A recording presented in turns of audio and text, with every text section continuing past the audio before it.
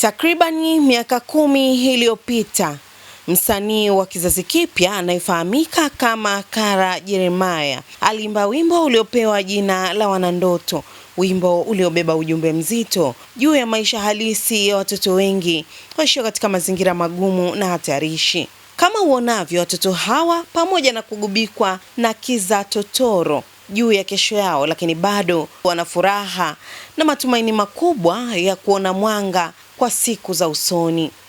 Mtazamaji wa Faida Online TV, watu wa field, leo tumetembelea katika kituo cha kulelea watoto waishio katika mazingira magumu cha TAG Mangula kilichopo kwenye kata ya Mwaya, tarafa ya Mangula, halmashauri ya mji Ifakara mkoani Morogoro, ambapo kwa kuthamini ndoto za watoto hao waishio kwenye mazingira magumu, kituo hicho kwa kushirikiana na shirika lisilo la serikali la Compassion wametoa ufadhili wa masomo kwa watoto takriban 200 kutoka katika vijiji kadhaa vinavyopatikana katika tarafa hiyo ya Mangula, kama inavyoelezwa na mratibu wa kituo hicho. Karibu ungane nami.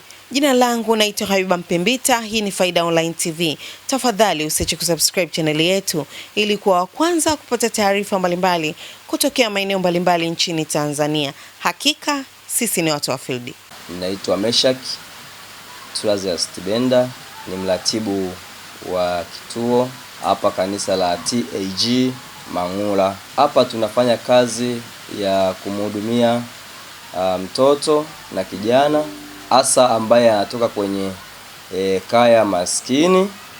Huyu mtoto anaanza kutunzwa akiwa na miaka 3. Mchakato wa kusajili watoto ulianza huko awali tangu mwezi wa 9 kuweza kubaini watoto ambao wapo kwenye kaya maskini. Kwa hiyo tulipita kwenye vijiji vyote vya kata ya Mangula tukibaini watoto ambao wanaishi kwenye mazingira magumu, tukiwa na wenye viti na watendaji wa serikali.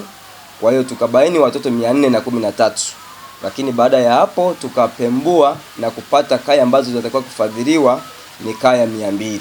Awe ni mtoto miaka 3 mpaka 7, lakini kingine kilikuwa kigezo cha yatima au mtoto aliyetelekezwa, lakini vile vile awe ni mzawa wa mahali hapa. Tunawasaidia watoto katika sehemu mbalimbali kama ifuatavyo. Tunamsaidia katika elimu ya darasani, kwa maana hao watoto walivyochukuliwa, kuna ambao walikuwa hawako shule kutokana na hali yao ya mazingira kuwa magumu.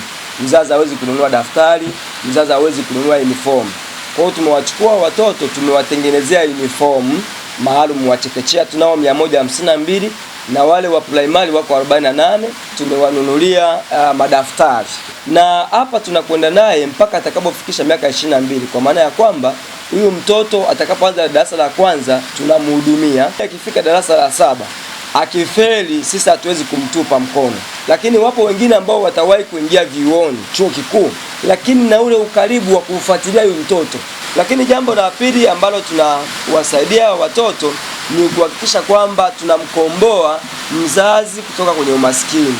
Tunabaini hizi kaya kwa kuwatembelea na kuona sehemu ambako wanalala, nyumba ikoje. Kwa hiyo kupitia hiyo tunafanya andiko mradi ambalo linawasaidia kuweza kuamua huko. Tunawakatia bima za kituo cha afya. Kila kaya tumechukua mtoto mmoja tu. Jina langu naitwa Mariam Shija, ni mwalimu wa watoto hawa. Tuko hapa tunawasaidia kiroho na vitu mbalimbali, namna ya kuishi ili baadaye waje kuwa watu ambao wanategemewa katika nchi yetu. Najisikia kuwa sehemu ya kutoa huduma kwa watoto hawa. Omari Chande Mpoto, nasoma darasa la kwanza. Najisikia vizuri kuwa hapa, natusaidia, tunapata huduma mbalimbali na mahitaji ya shule. Tunashukuru sana. Faida Online TV, watu wa field, tumefunga safari na kutembelea moja kati ya familia iliyoguswa na ufadhili huo. Familia ya bibi mwenye miaka zaidi ya 80 anaelea wajukuu wake 5 ambao wamepoteza baba yao, huku mama yao akiwa na tatizo la afya ya akili. Hapa anatueleza hali ya maisha yake na watoto hao. Naitwa Fatuma Rashidi Mkingi. Unaishi na wajukuu wangapi hapa? Naishi na wajukuu wako 5 na mimi mwenyewe wa 6. Na nani mwingine ambaye mnaishi naye hapa? Mama mwenye chote ndo na huyu hapa. Kika. Mazingira ya hapa kwa ujumla mnavyoishi wewe na wajukuu zako pamoja na huyu mama ambaye pia ana mapungufu ya akili, mnaishije? Ndio hivi tunaishi hivi kimungu. Shida ipo tunayo. Ni kitanda kimoja watu 5, tunakula kutwa mmoja. Wewe ndio kiongozi wa familia? Ndio mimi hapa. Ndio unalea hawa wajukuu wote? Wewe wote. Vipi mahitaji yao kwa ujumla hawa watoto? Unaweza kuyamudu yote? Sasa siwezi. Wewe mwenyewe unafanya shughuli gani? Sina kazi yote, kulima tu. Kilobi changu kimoja hiki tu. Limetokea shirika hili ambao wameshirikiana na kanisa, shirika la Compassion pamoja na kanisa la TAG Mangula. Limekupa msaada angalau wa mtoto mmoja kwa ajili ya kupata elimu. Msaada wao wewe unauzungumziaje? Mtoto mmoja ananisaidia kwenye elimu, kwa msaada wangu wa shule, nguo napewa kama viatu napewa, pamoja na yeye kupata. Hawa wengine wanasoma kwa nguvu ya nani? Kwa nguvu ya mimi mwenyewe, lakini nguvu ndio hivyo ya kulegalega. Sio sana. Naomba tu wanisaidie.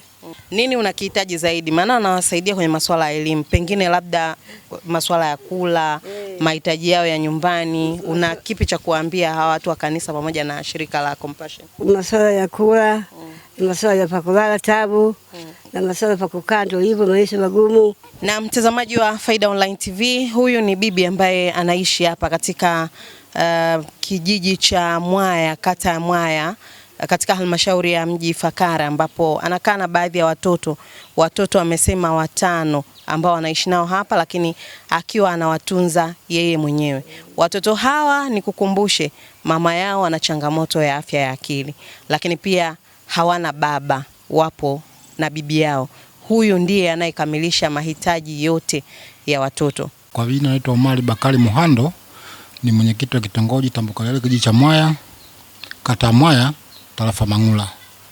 Naifahamu inaishi katika mazingira magumu, na hata hivyo kutokana na hali ambayo iko pale, walikuja TAG kwa nia ya kuwaratibu hawa watoto wanaishi mazingira magumu kwa ajili ya kuwasaidia kwenye elimu. Lakini mahitaji pale ni mengi sana yanahitajika. Sababu wale watoto ni yatima, baba amefariki, mama naye hayuko vizuri kiafya ya akili. Kwa hiyo ni ukweli sio pengine kwamba wale watoto wanataka msaada wa haraka na wa maana zaidi ili waweze kujiendeleza katika maisha yao kielimu, pia na mahitaji mengi sana. Mavazi, chakula, pia na malazi.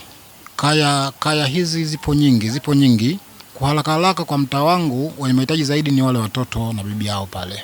Kama tutokea fadhili wengine zaidi inahitajika ili kuwaweza watoto wale waishi katika mazingira yatakayowafanya wapate elimu, mavazi na sehemu za kulala. Naitwa Mchungaji Joshua Peter Msimbe, ndiye mchungaji wa kanisa hili Mangula Christian Gospel Center, Tanzania Assembly of God.